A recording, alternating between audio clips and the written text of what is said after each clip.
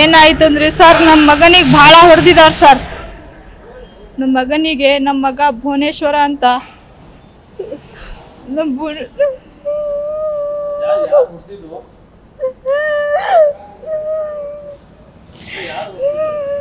ರಾಹುಲ್ ಅಂತ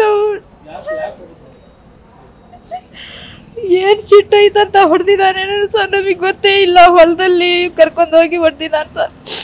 ತೋಟದಲ್ಲಿ ಕೂಗನಹಳ್ಳಿ ತಾಂಡ. ಗೋಲಾಟಿ ಇಲ್ಲ. ಒಂದು ಮೂರು ಸತಿ ಹೊಡೆದಿದ್ದ ಸರ್. ಆದರೂ ನಾವು ಸುಮ್ಮನೆ ಇದ್ವಿ. ಪೊಲೀಸ್ ಕಂಪ್ಲೇಂಟ್ ಕೊಡಾಕು ಇದಾಗಿದ್ವಿ. ಅವರ ತಂದೆಯವರು ಇದು ಕಾಲಿಗೆ ಬಿದ್ದು ನಮಗೆ ಕಂಪ್ಲೇಂಟ್ ಕೊಡಬೇಡ್ರಿ ಹಿಂಗಂತ ಹೇಳಿದ್ಕೆ ನಾವು ಸುಮ್ಮನೆ ಆದ್ವಿ ಸರ್. ಸುಮ್ಮನೆ ಆದ್ವಿ. ರಾಹುಲ್ ಹೊಡೆದಿದ್ದಾನೆ ಸರ್. ಅವ್ರ ತಂದೆ ತಾಯಿದು ಹೊಲದಲ್ಲಿ ಇದ್ರಂತೆ ಸರ್. ಏನೋ ಕೆಲಸ ಮಾಡ್ತಿದ್ರಂತೆ. ಅವರು ನೋಡಿದ್ರಂತೆ. ಆದ್ರೂ ಬಿಡ್ಸಕ್ ಬಂದಿಲ್ಲ ಸರ್ ನಮ್ಮ ಮಗನಿಗೆ. ಗಲಾಟೆ ಇಲ್ಲ, ಏನು ಇಲ್ಲ ಸರ್. ಯಾರೋ ಹುಡ್ರು ಹೊಡೆದಿದ್ರಂತೆ.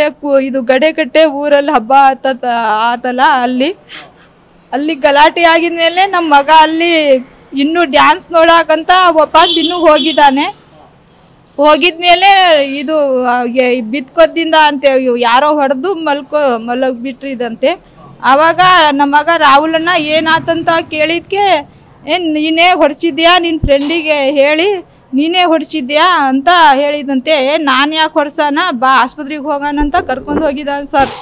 ಕರ್ಕೊಂಡು ಹೋಗಿ ಆಸ್ಪತ್ರೆಗೆ ತೋರಿಸಿ ಕರ್ಕೊಂಬಂದು ಮನೆಯಲ್ಲಿ ಬಿಟ್ಟು ಆಮೇಲೆ ಮನೆಗೆ ಬಂದಿದ್ದಾನೆ ಸರ್. ಆಮೇಲೆ ನಾನು ಕೇಳಿದೆ ಇಷ್ಟೋ ಮುಟ ಎಲ್ಲಿ ಹೋಗಿದ್ದೆ ಅಂತ ಹೇಳಿದ್ಗೆ ಈ ಥರ ಘಟನೆ ಹೇಳ್ದ ಅವನು. ಆಮೇಲೆ ಮಾರನೇ ದಿವಸಕ್ಕೆ ನಮ್ಮ ಮನೆಗೆ ಬಂದಿದ್ದ ಸರ್ ಅವನು, ರಾಹುಲ್ ಅಂತ ಹುಡುಗ. ನಿಮ್ಮ ಮಗ ಎಲ್ಲೈತೆ ಭುವನೇಶ, ಎಲ್ಲ ಇದ್ದಾನ ಅವನು, ನನ್ನ ಫೋನ್ ಇಲ್ಲ, ನಂದು 5,000 ರೂಪಾಯಿ ಇಸ್ಕೊಂಡು ಹೋಗಿದ್ದಾರೆ, ಆ ಭುವನೇಶನ್ ಫ್ರೆಂಡು ಅಂತ ಹೇಳಿದ್ಕೆ ನಮ್ಮ ಮಗನ ಫ್ರೆಂಡ್ ಅಂತ ನಿನಗೇನು ಗೊತ್ತಂತ ನಾನು ಹೇಳಿದೆ.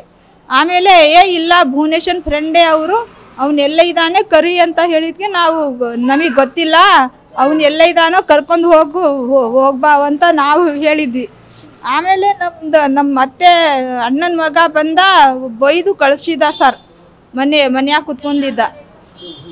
ಆಮೇಲೆ ಇದು ಆ ದೇಶ ಹಾಕ್ಕೊಂಡು ತೋಟಕ್ಕೆ ಕರ್ಕೊಂಡು ಹೋಗಿದ್ದಾನೆ ಸರ್. 3 ದಿವಸದ ಮೇಲೆ ಕರ್ಕೊಂಡು ಹೋಗಿ ಆಮೇಲೆ ನಮಗೆ ಗೊತ್ತೇ ಇಲ್ಲ ಅವನ ಜೊತೆಗೆ ಹೋಗಿನಾನಂತ.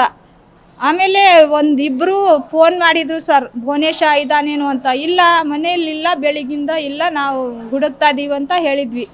ಆಮೇಲೆ ಸಂಜೆ 5-6 ಗಂಟೆಗೆ ಭುವನೇಶ್ವರ ತೋಟದಲ್ಲೇ ಇದ್ದಾನೆ, ಅವ್ರಿಗೆ ಹೋಗಿ ಕರ್ಕೊಂಬರ್ರಿ ಅಂತ ಹೇಳಿದ ಮೇಲೆ ನಾವು ನಮ್ಮ ಮನೆಯವರು ಬೈಕ್ ತೊಗೊಂಡು ಹೋಗಿ ಕರ್ಕೊಂಬರ್ತೀನಂತ ಹೋಗಿ ಹೊಲಕ್ಕೆ ಹೋದರು. ಆಮೇಲೆ ಅಲ್ಲಿ ಹೋಗಿ ನೋಡಿದರೆ ಎಲ್ಲ ರಕ್ತ ಏನೇನು ಇಲ್ಲ ಅಂತ ಹೆಣ ಬಿದ್ದಂಗೆ ಬಿದ್ದಿದ್ದ ಸರ್ ಅವನು. ಕಂಡೀಷನ್ ಏನು ಭಾಳ ಇದು ಐತೆ ಸರ್. ಕಂಡೀಷನ್ ಮಾತು ಬರ್ತಾ ಇಲ್ಲ, ಮಾತಾಡೋಕ್ಕಾಗ್ತಾ ಇಲ್ಲ, ಒಂಥರ ಅವ್ರ ಮಾತೆಲ್ಲ ಕೇಳೋಕ್ಕೆ ಇದಾಗ್ತಾ ಇಲ್ಲ. ನಮ್ಮ ಮಾತೆಲ್ಲ ಕೇಳ್ತತೆ, ಅವ್ರ ಮಾತು ನಮಗೆ ಗೊತ್ತಾಗ್ತಾ ಇಲ್ಲ. ಮುಖ ಎಲ್ಲ ಹೆಂಗೆ ತಿರುಗಿಬಿಟ್ಟೈತೆ, ಏನು ಮಾಡಬೇಕಂತ ನಮಗೆ ಗೊತ್ತಾಗ್ತಾ ಇಲ್ಲ. ಡಾಕ್ಟ್ರು ಎಲ್ಲ ಚೆನ್ನಾಗಿ ನೋಡ್ತಾ ಇದ್ದಾರೆ, ಯಾಕೆ ಸುಳ್ಳು ಹೇಳಬೇಕು. ಅಮೃತ ಆಸ್ಪತ್ರೆಯಲ್ಲಿ ತೊಗೊಂಡು ಬಂದಿದ್ದೀವಿ ನಾವು. ಕಂಡೀಷನ್ ತುಂಬ ಹೊಡ್ತಾ ಭಾಳ ಸೀರಿಯಸ್ ಐತಂತ ನಾವು ಇಲ್ಲಿ ತೊಗೊಂಬಂದಿದ್ದೀವಿ ಸರ್. ಗೀತಾಬಾಯಿ ಸರ್.